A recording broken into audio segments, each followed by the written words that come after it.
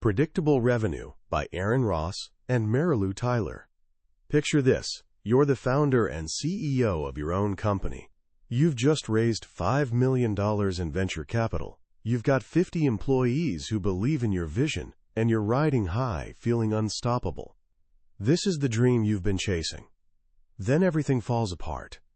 The money disappears. The market shifts. Your dream doesn't just fade. It crashes and burns spectacularly. And as the leader, you feel like you've personally crushed the dreams of every single person who believed in you. This isn't just another business failure on paper. This cuts deep. So deep that you retreat from the world, becoming a hermit, spending Friday nights drinking vodka and losing yourself in computer games, desperately trying to numb the pain. This was Aaron Ross's reality. Back in 2001, his company, leaseexchange.com, had collapsed. He went from CEO to unemployed overnight, his confidence completely shattered. But here's where the story gets interesting. What if that crushing failure was actually the best thing that ever happened to him? What if that moment of total defeat planted the seed for a sales system that would eventually generate over $100 million in new revenue for one of the fastest-growing companies in the world, Salesforce.com. This is a story about humility, starting over from scratch and discovering a secret that would completely flip the sales world upside down. After his company failed, Aaron did something most former CEOs would never even consider. He checked his ego at the door and took the most junior sales role he could find at Salesforce.com, answering the 1 to 800 number for just $50,000 a year. He went from being the boss to being the guy who calls you back after you fill out a form on a website. Why would he do that? Because he was determined to learn a lesson he'd completely missed the first time around. He didn't just want to create revenue anymore, he wanted to create predictable revenue. He wanted to build a machine that worked like clockwork. Today we're going to uncover the blueprint for that machine. This isn't just another book about sales tactics. It's a guide to building a system that generates a predictable flow of new customers, month after month, without the stress and uncertainty. By the end of our time together, you'll understand the simple yet profound principles that transformed Salesforce.com into a sales powerhouse, and have since helped thousands of other businesses do the same. This is the story of how to stop guessing, stop hoping, and start building a future you can actually count on. This is the story of predictable revenue. To really understand the genius behind this system, we need to go back to that moment when Aaron Ross was sitting at his desk at Salesforce.com. He was hired to help the company sell to huge, enterprise-level clients. But there was a massive problem looming. The company had just hired a team of high-priced, experienced field salespeople, the classic feet-on-the-street types. But these sales pros were starving. They had nothing to do, their Rolodexes were useless, and the leads coming in from marketing were mostly from small businesses, not the big fish they were hired to catch. The company was completely stuck. The executives and the board were making a classic, painful mistake that companies still make every single day. They thought the answer to more revenue was simply to hire more salespeople and tell them to work harder. They believed that if you just threw enough experienced salespeople at a territory, they would magically find new business through sheer force of will and a ton of cold calls. But Aaron quickly discovered something that would become the foundation of his entire philosophy. The old way of selling was completely broken. He tried making traditional cold calls himself and found it utterly miserable and wildly ineffective. The people he called hated it, he hated it, and it produced almost no results. He said it was like trying to bail water out of a sinking boat faster, instead of just fixing the leak. The problem wasn't a lack of effort. The problem was the entire approach. This is a feeling we all understand, even if we've never been in sales. It's that feeling of walking on hot coals. You're stressed, you're uncertain, you're working harder and harder but not getting the results you desperately want. You're stuck in a place of frantic, unpredictable effort. The book paints this vivid picture of a company's growth moving from stage A, which is easy, organic growth from the founder's connections, to stage C, which is proactive, predictable growth. But stuck in between is stage B, the hot coals. Getting through that painful middle part is what this entire book is about. The core insight, the leak in the boat that Aaron discovered was this. In a modern sales organization, salespeople don't cause growth, they fulfill it. Take a moment to let that sink in. It's a huge shift in thinking. The real engine of growth isn't the person who closes the deal. The real engine is the system that generates a predictable flow of qualified leads for that person to close. If you want predictable revenue, you first need predictable lead generation. That became his obsession. He threw out all the old sales books from the 1980s and decided to start completely from scratch. He was an outsider, with no preconceived notions of how things should be done. And in his desperation to find a better way, he tried an experiment. He realized that the biggest bottleneck in selling to large companies wasn't trying to convince the decision-maker. It was just finding the right person to talk to in the first place. These big companies were like impenetrable fortresses. So he had an idea. What if, instead of trying to sell, he just asked for help? On a Friday afternoon, he wrote 2 different mass emails. The first was a classic salesy email. Do you have these problems? We have the solution. The second was something completely different. It was short, it was sweet, it was plain text with no fancy graphics, and it had a single, simple purpose. It didn't try to sell anything. It just asked for a referral to the right person at the company. He sent 100 of the classic sales emails to a list of top executives, and he sent 100 of the short and sweet referral emails to a similar list. The next morning, he checked his inbox. The results were absolutely stunning. The response rate for the salesy email? 0, not a single reply. The response rate for the short, sweet referral email? 10%. He had 10 replies sitting in his inbox from C-level and VP-level executives at Fortune 5,000 companies, and many of them were positive, happily referring him to the exact person he needed to talk to. This was the aha moment. This was the birth of what he would later call cold calling 2.0, a system for prospecting into cold accounts that, ironically, involves no cold calling at all.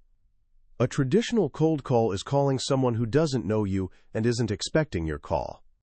With this new method, by the time you pick up the phone, the person on the other end has been referred to you by their boss or colleague. They are expecting your call. The entire dynamic shifts from an unwelcome interruption to a helpful, welcome conversation. With this one simple breakthrough, Aaron increased his own results by 500% in a single month. He had discovered the key to unlocking the fortress. But a single breakthrough isn't a system. It's not a machine. The real work was turning this brilliant idea into a repeatable, scalable process that anyone could follow to get predictable results. And that brings us to the most important structural idea in the entire book, specialization. Think about a car factory. You don't have one person who builds the entire car from start to finish. That would be incredibly inefficient. Instead, you have an assembly line. One person installs the engine. Another puts on the wheels. Another paints the body. Each person becomes an expert at their specific function, and the result is a high-quality car, built efficiently and predictably. Aaron realized that most sales teams were structured like that, one person trying to build a whole car. Salespeople were expected to do everything: find new leads, qualify them, give demos, write proposals, close deals, and even manage the customer afterward. They were jacks of all trades and masters of none. This, he argued, is the biggest killer of sales productivity. So he proposed a radical idea: break the sales process down into specialized roles, just like an assembly line. He created 4 core sales functions. First, you have the market response reps. These are the qualifiers. Their only job is to handle inbound leads, the people who come to you by filling out a form on your website or calling your 800 number. They sift through these incoming inquiries to see who is a good fit and who isn't, passing the good ones along. They are the gatekeepers for what the book calls nets, the leads you catch with wide net marketing programs. Second, you have the sales development reps, or SDRs. These are the prospectors, the hunters. This is the cold calling 2.0 team. Their job, and their only job, is to proactively prospect into cold accounts where you have no existing relationship. They use the mass email referral system to generate new qualified opportunities from scratch. They don't close deals. They don't handle inbound leads. They just hunt. They are the ones who throw the spears.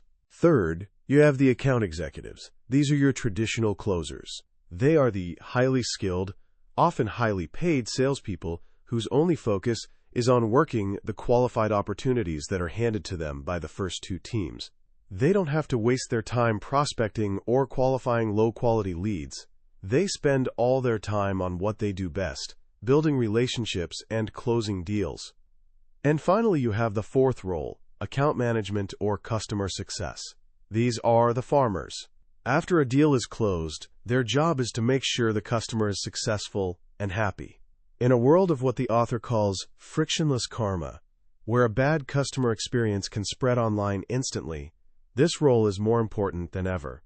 Happy customers become your best source of new leads, what the book calls seeds. They create referrals, write testimonials, and build your reputation through word of mouth. This specialization is the architecture of the sales machine. Each part has a distinct and focused function, and together, they create a smooth, predictable flow. At Salesforce.com, they learned this the hard way.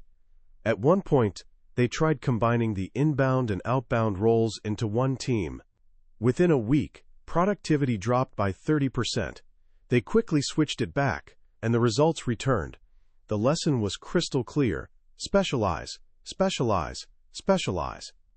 So once you have this structure in place, how does the SDR team, the Cold Calling 2.0 team, actually execute? The book lays out a clear, 5-step process. Step 1. Get clear on your ideal customer profile. This is the single most important first step. You have to know exactly who you're targeting.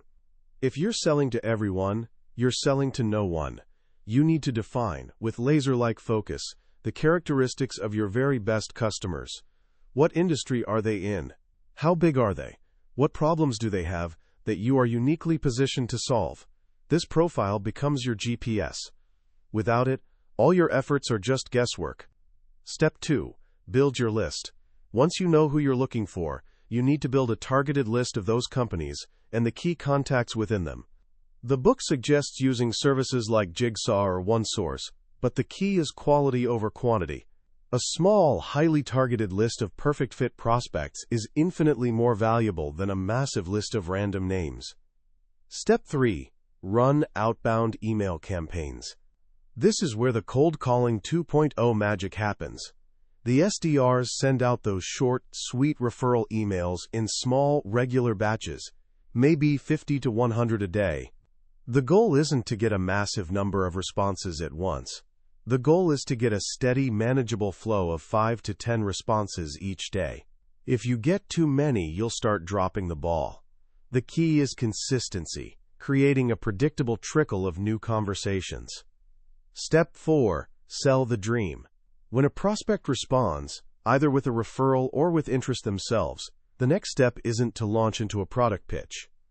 The goal is to have a discovery conversation, to ask questions, to listen, to understand their business, their challenges, and their goals. Your job is to help them paint a picture, a vision of a better future, and only then do you connect your solution to that dream. You're not a product pusher. You're a problem solver and a vision builder. Step 5. Pass the baton. Once the SDR has qualified the opportunity and confirmed there's a real potential fit, they pass the baton to an account executive. This handoff has to be seamless. The best way is a hot transfer, where you get the prospect and the account executive on the phone together right then and there. The crucial rule here is that the SDR doesn't get credit or commission until the account executive has their own follow-up conversation and requalifies the lead themselves. This ensures that the SDRs are only passing over high-quality opportunities and not just trying to hit a quota for appointment set. This keeps everyone honest and focused on real results. This 5-step process is the engine of predictable revenue. And when you track the numbers at each stage, how many emails you send, your response rate, your conversion rate from response to qualified opportunity, and your close rate, you can start to predict the future. You can know, with a high degree of accuracy, that if you hire a new SDR, they will generate a specific amount of new pipeline within a certain number of months, which will lead to a predictable amount of new revenue. The guesswork is gone. You now have a faucet you can turn on and off to control the flow of new business. But the book goes deeper than just the system. It talks about the art of the conversation itself, sharing timeless wisdom that any person can use, whether in sales or just in life. One of my favorite pieces of advice is about the single best question you can ever use to open a call with someone you don't know well. It's not, "How are you today?" or "Is this a good time?" which almost always gets a no. The question is, "Did I catch you at a bad time?" It's a small change, but it's incredibly powerful. It shows respect for their time. It lowers their defenses. It's polite and disarming. More often than not, the person will say, "It's a bit busy, but I have a minute. What's up?" And just like that, you've earned a conversation instead of forcing one. Another key idea is to obsess about the decision-making process, not just the decision-maker. In the old days, sales was all about getting to the top dog, the person who signs the checks. But today, decisions are rarely made by one person in a vacuum. They're made by teams. So instead of asking who's the decision-maker, you should ask, how does your team typically evaluate a solution like this? Understanding the entire process and winning over the influencers and users is often more important than getting a 15-minute meeting with the CEO. And finally, the book challenges us to change our entire mindset around selling. The old model, ABC, or always be closing, is dead. That high-pressure, fear-driven approach just doesn't work with modern, educated buyers. The new model is about selling to success. It's about genuinely caring about the customer's outcome. It's about creating a success plan with them before you even talk about closing the deal, painting a picture of what life will look like for them after they become a customer and are achieving their goals. When you do that, closing the deal isn't an artificial high-pressure event. It becomes the natural, logical next step in achieving the vision you've built together. The book wraps up by zooming out to the leadership level, highlighting the fatal mistakes that CEOs and sales VPs make. They assume channels will sell for them. They fumble hiring and training. They think product out instead of customer in. But the biggest mistake of all is command and control management. The author argues that great leaders don't just tell people what to do. They create self-managing systems where employees are empowered to think like mini CEOs.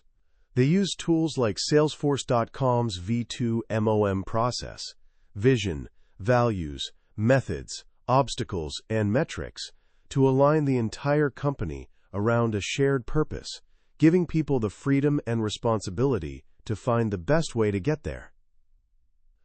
At its heart, predictable revenue is more than a sales manual. It's a blueprint for building a resilient, scalable, and, most importantly, predictable business.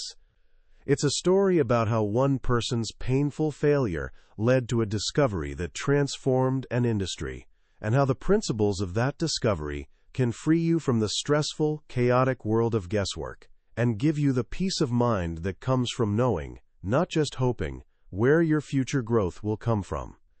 As we step back and look at the ideas in predictable revenue, it's clear that this book's influence goes far beyond just the world of sales. At its core, it's a book about systems thinking. It's about taking something that feels chaotic, emotional, and unpredictable, like sales, and turning it into a calm, logical, and repeatable process. It teaches us that freedom and creativity don't come from a lack of structure.